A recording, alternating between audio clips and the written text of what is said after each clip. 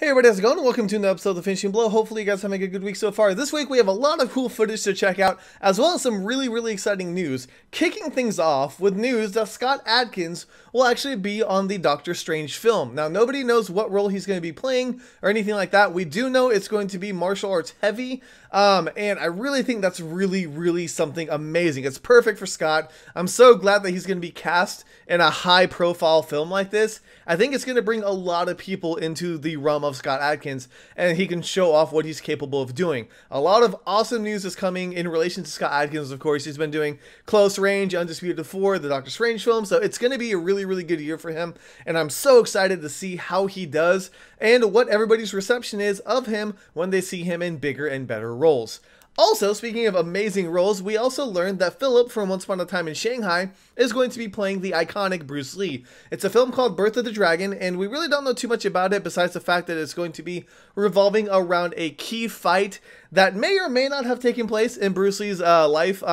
There's a lot of mystery that happens to surround this fight in and of itself, so I'll be very curious to see how they're going to handle it. Of course, Philip, I think, is going to do a fantastic job playing the role of Bruce himself. Like, it's going to be really cool to see what he brings to the table, how he adds to the persona, and, you know, breathes life back into Bruce Lee, the legend that we know and love to this day. Very cool information. I think you guys will be very excited as well. If you haven't seen Philip's other films, be sure to check him out because they are really well done, and I think he's going to be a perfect role for Bruce Lee. Okay, next up, we have some behind-the-scenes footage for Ip Man 3, and I gotta tell you, this footage made me really excited for Ip Man. I've been on the fence for it. The trailer that Wogo USA made, it kind of made it better, but now seeing this footage, seeing Donnie Yen fight Mike Tyson, oh my gosh, it's so insane. Like, there's one of the punches that Tyson almost lands on Donnie, like, he felt his hair get like grazed by Mike Tyson, and you can see how close it was to actually hitting him. It's really very interesting to see how dangerous it could be fighting somebody like Mike Tyson, because, you know, Mike Tyson's kind of become more of a comedy character from his roles in like The Hangover or like the Mike Tyson Mysteries and things like that. But yeah, the man is still a beast and you do not want to mess with him. But also, I found it very interesting that Donnie and Max Zhang seem to be very proud of their fight as well. It almost makes it look like that's going to be the highlight fight. So I'm very curious to see how it's all going to play out and what everybody's going to think of it when it does come out. But it's right around the corner. It comes out right on Christmas Eve in Asia, and then January 22nd for us in the US. So can't wait to see what else they're going to reveal before the actual film itself comes out. Okay, now for a short teaser trailer, or a trailer actually, for the Now You See Me 2 film. I haven't seen the first one, kind of ironic, but I have not seen it. But I know that Jay Chou is going to be in the second one, and you get to see like a very brief glimpse of Jay Chou, and I don't know if I'm going to be watching this movie, but I figured if you guys were interested, you know, I don't think Jay Chou's been in a Hollywood film since The Green Hornet, so it'll be good for him to come back to the US, do a small role maybe. I don't think he's part of the main heist crew, so I don't know if he's going to be playing like a villain role or what's going on with that, but if you guys like Jay Chou and you want to see him again, be sure to check out that trailer and let me know what you guys think.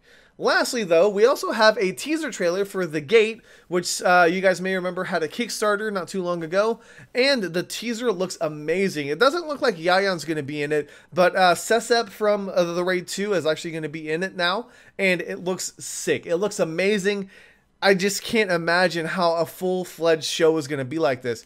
They're just doing the pilot right now, or like the teaser for it. It's supposed to be about 8 minutes long, and they did start another Kickstarter campaign. I think it's Kickstarter, maybe it's GoFundMe. One of those like funding sites. I have links in the description for my articles, of course, but they are trying to polish it up in post-production. So if you guys missed the opportunity to support them when they were first trying to raise funds, this is a great way to support them as well. Or if you want to do something and support them, go ahead and check out that site and show your support, because it's really shows like this that are going to change how we get to see our martial arts action and how they're going to deliver it to the masses. And I think Into the Badlands, which I have not seen yet, I know I'm a terrible person, but I haven't seen it yet, but I think that's going to start paving the way and more people are going to be interested. So it would be kind of cool to help pioneer that movement and support a show like The Gate.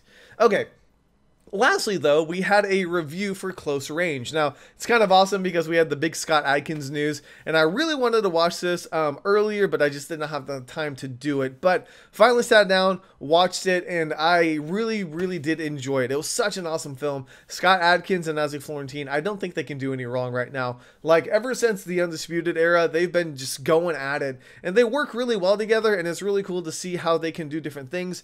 Close Range is one of those movies that's very, very focused on one time frame, so it's a different approach, and it's gonna rub certain people the wrong way. If you want like really deep characters, I don't think you're gonna find it in Close Range. But at the same time, who really has huge character growth in the span of like an hour and a half? Nobody does. I mean, let's be honest. So for what it is, it's an awesome film. Be sure to read my review so that you can read my full thoughts on it.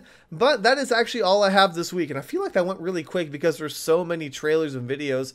But be sure to check them out. They're on my website, Martial Arts Movie Junkie, so that you guys can watch them in all of their glory instead of in the little window over here-ish.